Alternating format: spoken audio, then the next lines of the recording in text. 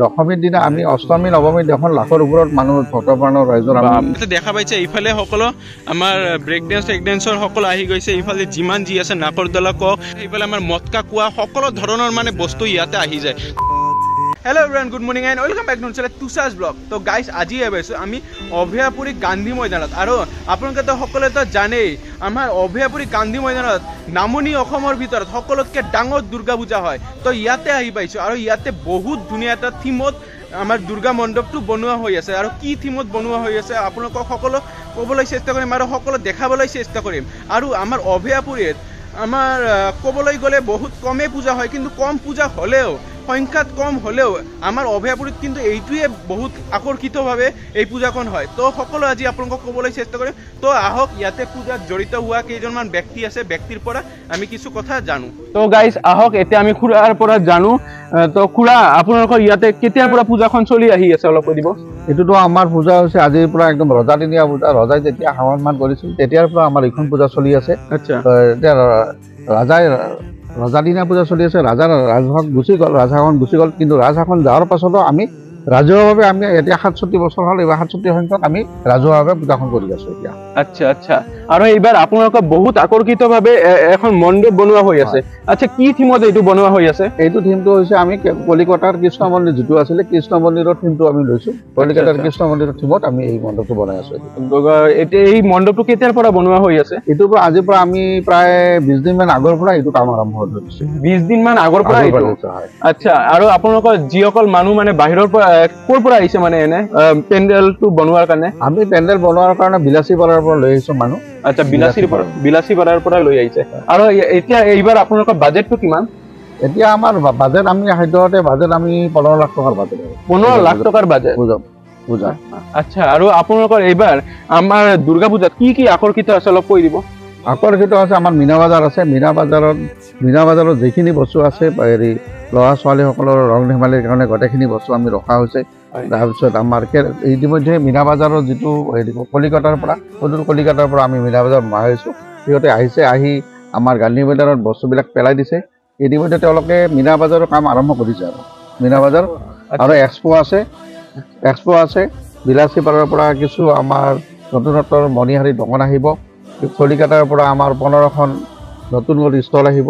আচ্ছা, এইটোৱে। আৰু মই শুনিছোঁ যে, মইতো আহিয়ে থাকোঁ, সকলোকে কৈ দিওঁ, আমাৰ যেনেকুৱা আমাৰ নলবাৰীত যেনেকুৱা ৰাস মেলা হয়, হাউলিত যেনেকুৱা ৰাস মেলা হয়, তেনেকুৱা কৰিয়ে আমাৰ মেলাখন হয়।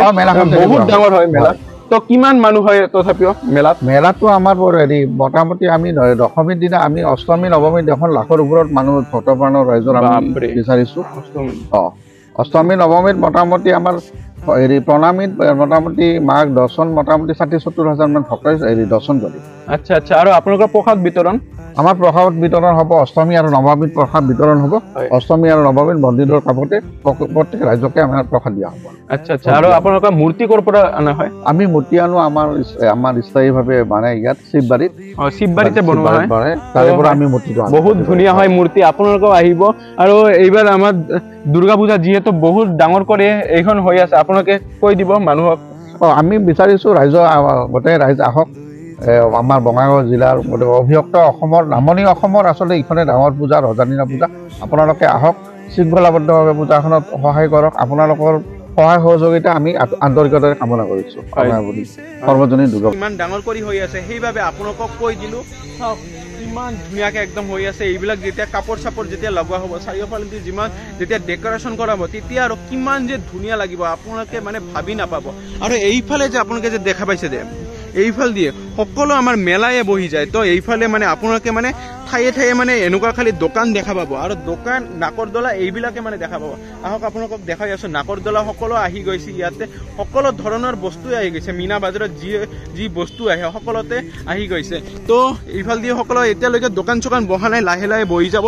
আৰু বেছি দিন নাই, আৰু 10 বা 15 দিন, কিমান 10-15 দিনে আছে চাগে। তো এই কেইদিনৰ ভিতৰতে মানে হৈ যাব। আৰু গাইছ ইয়াতে দেখা পাইছে এইফালে সকলো আমাৰ ব্ৰেক ডেন্সৰ সকলো আহি গৈছে ইফালে যিমান যি আছে নাকৰদলা কক সেইফালে আমাৰ তৰা কক তাৰপিছত আমাৰ মটকা কোৱা সকলো ধৰণৰ মানে বস্তু ইয়াতে আহি যায় তো এতিয়ালৈকে একো লগা নাই মাত্ৰ নমাইহে আছে যোৱাকালি আহি পাইছে তো যোৱাকালি অহাৰ পিছত এতিয়া মানে লাহে লাহে কৰিব মানে বেছি টাইম নালাগে না দুদিনৰ ভিতৰতে হৈ যাব তো ইমান মানুহ আহিছে যদি দুদিনৰ ভিতৰতে হৈ যায় বেছি টাইম নালাগে তো হৈ যোৱাতে আপোনালোকক পিছত যদি আহি আৰু এদিন যদি দেখাব পাৰোঁ কি লগাইছে কি কৰিছে সেইটোও আপোনালোকক দেখাম তো আপোনালোকে যদি এতিয়ালৈকে যদি ছাবস্ক্ৰাইব কৰা নাই ছাবস্ক্ৰাইব কৰি দিয়ক আৰু গাইছে এইখনে হৈছে সেই দুৰ্গা মন্দিৰখন য'ত আমাৰ প্ৰতিমা আনি ইয়াতে বহোৱা হয় চাওক ইমান ধুনীয়া একদম এতিয়া ইফালে পুৰা কালাৰ চালাৰ কৰা হ'ব কালাৰ চালাৰ কৰাৰ পিছত আৰু বহুত বেছি ধুনীয়া লগা হ'ব আৰু ইয়াতে পুৰা পুষ্পাঞ্জলি দিয়াৰ কাৰণে মানুহ পুৰা লাইনে হৈ যায় ইমান মানুহ হয় না আপোনালোকে বিশ্বাস নকৰিব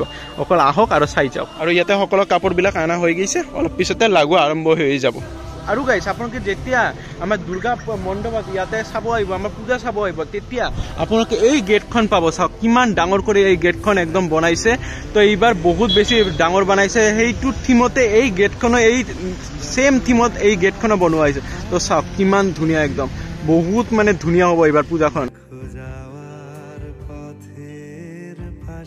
তো গাইছ আজিৰ ভিডিঅ'টো একদম সৰু হ'ল যিয়ে নহওক আপোনালোকক অলপ ইনফৰমেশ্যন দিব আহিছিলোঁ তো আপোনালোকক কেনেকুৱা লাগিছে মোৰ ভিডিঅ'টো চাই অলপ কমেণ্ট কৰি জনাব আৰু আপোনালোকে যিমান পাৰে অহাৰ চেষ্টা কৰিব যিহেতু সকলো ঠাইৰ পৰা ইয়াতে মানুহসকলে আহে এই অষ্টমী আৰু নৱমীৰ দিনা বেছিভাগ মানুহ আহে তো আপোনালোকেও আহিব চেষ্টা কৰিব তো আজিৰ ভিডিঅ'টো এইখিনি মানে তো আপোনালোকে যদি মোৰ ভিডিঅ'টো চাই ভাল লাগিল তেনেহ'লে লাইক শ্বেয়াৰ কৰিব আৰু যিসকল মোৰ চেনেলত নতুনকৈ আহিছে প্লিজ ছাবস্ক্ৰাইবটো কৰি দিব আৰু লগতে বেলটো ক্লিক কৰিব কাৰণ ইয়াৰ পিছত ধামাকাদাৰ ব্লগ আহিব আৰু মই ইনষ্টাগ্ৰাম আইডিও আহি গৈছে তো প্লিজ তাত গৈ ফ'ল' কৰিব কাৰণ মই সকলো আপডেট দিব কি ব্লগ দিলোঁ সকলো ধৰণৰ আপডেট দিব তো প্লিজ ফ'ল' কৰিব তো আজিৰ কাৰণে বাই বাই টাটা আৰু এটা নতুন লগ আছোঁ বাই বাই টাটা এতিয়া নেক্সট বেলেগ ভিডিঅ'ত লগ পাইছোঁ বাই বাই